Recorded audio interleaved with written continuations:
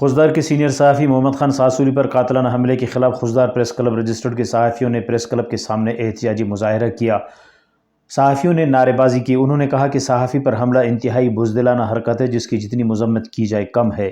Senior صحافی پر قاتلانہ حملہ اس بات کی عکاسی کرتا ہے کہ آزاد صحافت پر قدغن اور قلم کی طاقت کو دبانے کی مذموم کوشش ہے۔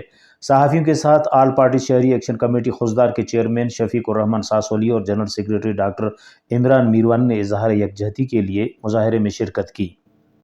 محمد خان ساسولی جو سینئر صحافی ہیں خوزدار پریس کے، ان پہ قاتلانہ حملہ کیا گیا۔ اللہ کی فضل و کرم سے وہ معجزانہ طور پر محفوظ رہے۔ میں آل پارٹی شہری ایکشن کمیٹی کے چیئرمین کی حیثیت سے اپنے کابینہ اور اپنے کونسل کی طرف سے یہ مطالبہ کرتا ہوں کہ حملہ آوروں کو گرفتار کیا جائے اور کیفر کردار تک پہنچایا جائے۔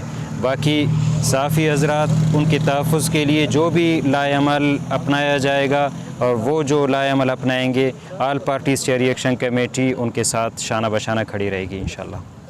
ہمارے انتہائی سینئر دوست صحافی محمد خان ساسولی پر جو قاتلانہ حملہ کیا گیا گزشتہ شب، اس کے حوالے سے آج احتجاجی مظاہرہ ہے۔ ہم نے یہ احتجاجی مظاہرہ کیا ہے پریس کلب کے سامنے۔ ہم مطالبہ کرتے ہیں کہ محمد خان ساسولی پر حملہ کرنے والے قاتلوں کو گرفتار کیا جائے۔ اگر انتظامی اس طرح کے سرد کا مظاہرہ کرے گا تو ہم ایک ہفتے بعد ضلعی سیکریٹریٹ کے سامنے احتجاجی مظاہرہ کریں گے۔